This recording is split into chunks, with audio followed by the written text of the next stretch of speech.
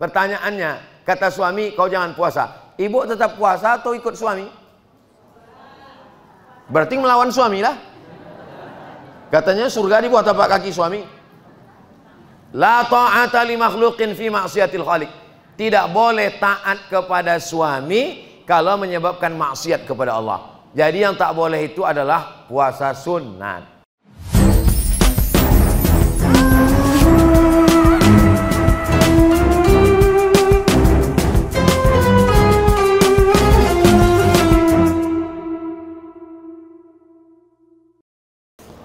Apakah amalan-amalan kita musnah apabila suami tidak ridho atau tanpa izin suami, baik amalan sunat atau wajib?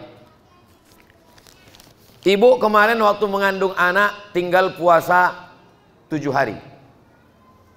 Menyusukan anak tinggal puasa sebulan. Lalu ini sudah mau masuk Ramadan, sekarang sudah masuk bulan Rajab. Lalu ibu laksanakan puasa qadha, dilarang sama suami.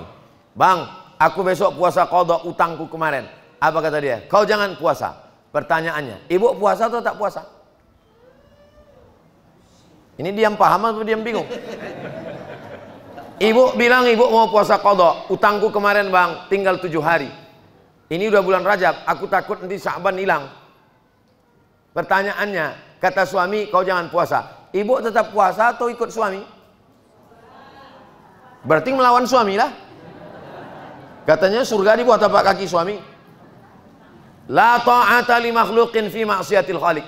Tidak boleh taat kepada suami kalau menyebabkan maksiat kepada Allah. Jadi yang tak boleh itu adalah puasa sunat. Puasa sunat kata dia, kau jangan puasa sunat, ibu tak boleh. Tapi kalau puasa qadha, puasa nazar, puasa Ramadan, mengganti puasa wajib, puasa kafarat, menebus sumpah, maka itu wajib, kalah kewajiban pada suami. Ibu pakai jilbab, pulang suami ibu, kata dia, kau tak usah lagi bertudung, tua kali kau nampakku. Aku mau kau macam artis, rambut kau dicat 3 warna. Ibu ikut suami apa ikut Allah? Ikut Allah. Apa pula buka tudung kepala? La ta'ata li makhluqin fi ma'siyatil khaliq. Tidak ada ketaatan kepada makhluk kalau menyebabkan maksiat kepada Allah Subhanahu wa ta'ala. Itu jelas kaedahnya. Jadi kalau ada suami yang mengatakan, kau mesti begini, kau mesti begini, kau mesti begini, balikkan ke dia, kau juga mesti begini. Bukan kau aja yang tahu, aku pun tahu juga. Jadi jangan mau dibodoh-bodohi laki-laki. Nah, ini tentang masalah taat kepada suami. Bagaimana mencari ilmu yang bermanfaat? Ayo kita ke kisaran. Acara apa? Acara pelatihan medsos. Datanglah beberapa anak muda dari Masjid Istiqomah Lubuk Aman, pergi ke kisaran latihan medsos. Sekarang saya tanya, ada tak gunanya ilmu medsos ini? Sekarang jamaah kenal Ustadz Somad itu dari mana? Dari medsos.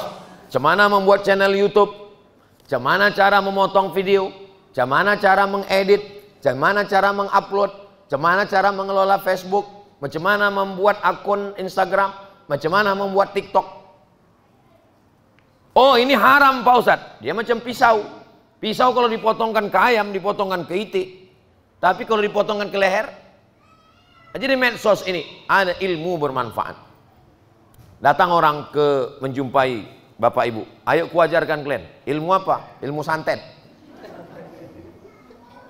Sihir. Tak boleh belajar ilmu sihir. Haram. Nah, jadi ilmu yang bermanfaat adalah 3 yang mengalir. Kalau masih manusia, yang pertama mengalir, waladun solihun, anak yang soleh. Yang kedua, ilmun yuntafa'u bih, ilmu yang bermanfaat. Yang ketiga adalah shadaqatun jariyah, sedekah jariah yang mengalir.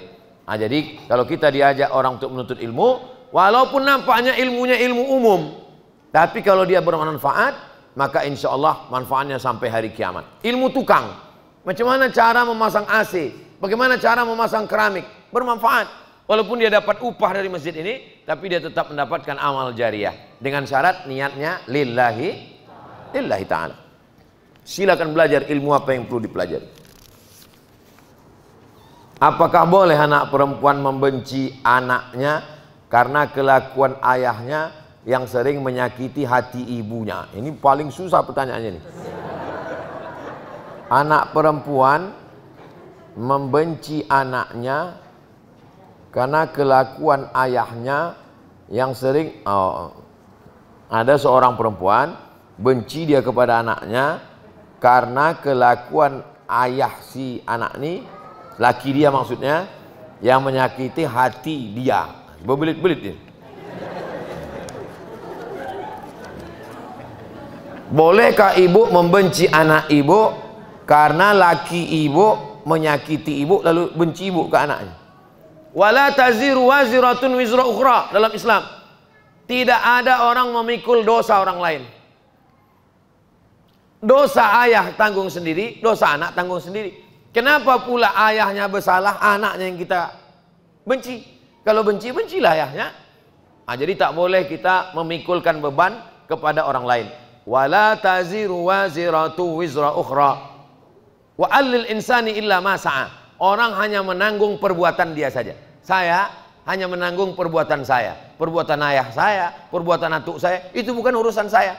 Jadi kita tak boleh zalim pada orang. Ayahnya menyakiti kita, ibu, bapak, saking sakitnya hati sama tetangga, berpesan sama anak, nanti kalau aku mati, anak kau, cucu kau, cicit kau, jangan nikah sama dia, 7 keturunan. Apa salah dia?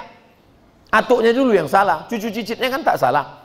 Jadi jangan kita dendam kesumat sehingga semua orang salah. Satu suku salah, satu orang Jawa yang salah, satu pulau Jawa salah, satu orang Batak yang salah, satu pulau Samosir salah. Itu tidak adil namanya. I'dilu, bersikap adillah, wa aqrabu littaqwa, karena keadilan itu lebih dekat kepada ketakwaan kepada Allah Subhanahu wa taala. Amalan agar kita bisa dapat mengumrohkan orang tua kita. Apa cita-cita Ustadz dulu? Cita-cita saya tak banyak. Aku mau ke Mesir S1, habis S1 aku mau S2, habis S2 aku mau S3.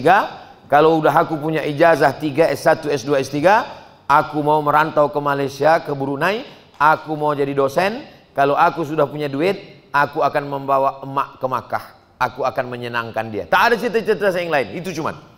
Kalau dapat duit nanti, aku akan menyenangkan dia. Tak pernah mau cita-cita, mau tabligh akbar, mau jadi itu, mau jadi gini, tak ada. Yang penting, aku bisa dapat duit menyenangkan orang tua. Maka berpikirlah bagaimana menyenangkan hati orang tua. Kalau ada tanah mau ditanam kelapa, waktu menanam kelapa itu, ku tanam kelapa ini menyenangkan hati orang tua.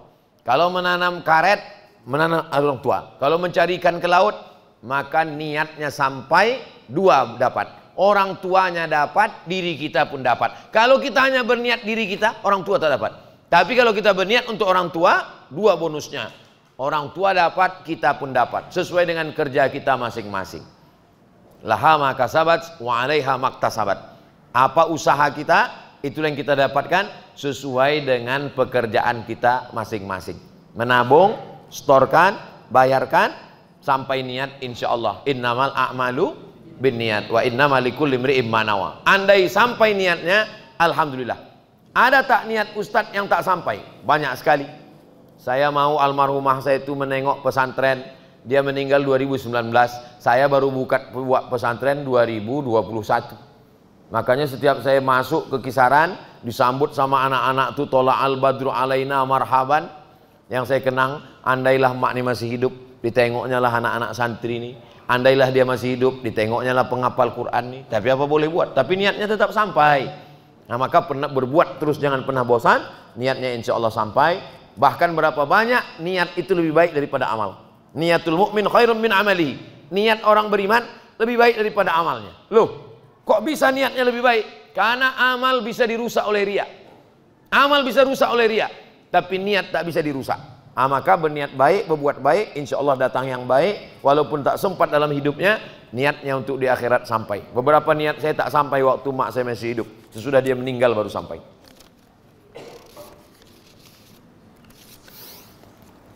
Saya punya cucu dari kecil saya asuh. Kalau dipinta ayah, apa saya kasihkan? tapi sayang kali sama cucu. Kalau tak saya kasih, apa hukumnya? Ibu membesarkan cucu.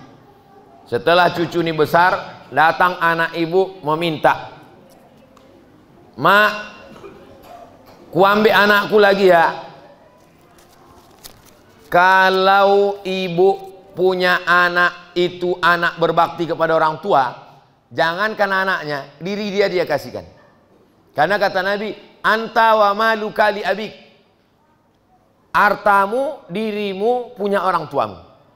Jadi mestinya kalau dia sayang sama orang tuanya, dia akan mengatakan, "Mak, jangankan anakku nih, anakku ini, rumahku ini, buiniku ini, aku pun punya mak, ambillah mak kalau mak mau." Tapi lain padang, lain belalang, lain lubuk, lain ikannya, lain orang, lain nasibnya.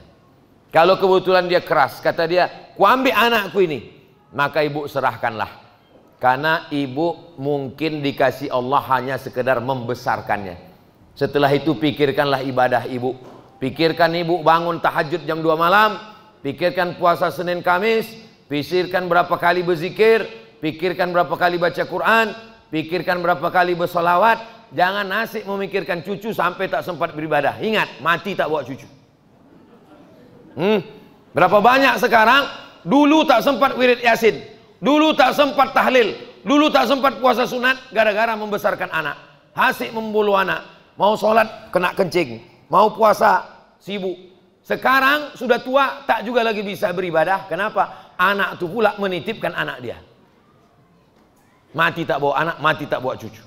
Almarhumah emak saya tak pernah tinggal puasa Senin Kamis. Meninggal hari Senin, habis makan sahur. Tak pernah tinggal tahajud jam 2 malam. Bangun jam 2 malam, berzikir, buku zikirnya sekoper. Ada saya simpan sekarang. Sajadah panjang, baca Quran. Tak pernah tinggal. Apa kata dia? "Aku kalau mati nanti, amalku nilai yang akan menolong aku. Anak tak menolongku, cucu tak menolongku." Dia keras ke cucunya. Cucu perempuan wajib bertudung, wajib berbaju panjang, wajib sembahyang, wajib ikut puasa. Tapi kalau masalah sayang, luar biasa sayang. Diberikannya semua. Tapi lebih sayang dia lagi pada dirinya dengan beribadah. Sibukkan pikiran ibu. Kalau diambil ayahnya, anaknya ini, "Anak kau mau kau ambil, ambillah." Mati tak buat cucu. Kuatkan hati ibu. Jangan nangis depan dia. Kalau mau menangis, masuk kamar, kunci, menangislah. Nangis pada Allah SWT. Apa yang akan kubawa nanti menghadap Allah SWT. Pikirkan berapa kali hatam Quran, pikirkan berapa kali tahajud, pikirkan berapa zikir sehari, pikirkan berapa selawat, pikirkan apa bekal menghadap Allah Subhanahu wa ta'ala. Apa yang harus kita lakukan jika orang-orang menganggap kita sombong dan tidak mau bergaul sesama tetangga? Semenjak saya menjaga lisan saya. Saya kalau saya pikirkan cakap orang, udah lama saya mati. Saya tak pernah mikirkan cakap orang. Saya bercelana, apa kata orang? Masa Ustadz nggak pakai sarung? Kalau saya bersarung, apa kata orang?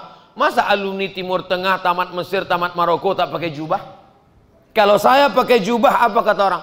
Masa pakai jubah cuman pakai peci, nggak nyambung? Kalau saya pakai sorban, apa kata orang? Sudah bagus pakai sorban, tapi sayang hidungnya pesek. Saya tak pernah mikirkan cakap orang. Yang penting mana yang cocok menutup aurat. Ku pakai celana, ku pakai baju, ku pakai sorban, ku pakai peci. Komen orang tak ku pikirkan. Zaman dulu yang mengomen kita cuma 4 orang. Tetangga depan, belakang, kanan, kiri. Sekarang kita kunci pagar, kita kunci rumah, kita kunci kamar, duduk kita di dalam, di komen 1 juta orang. Dari mana? Facebook.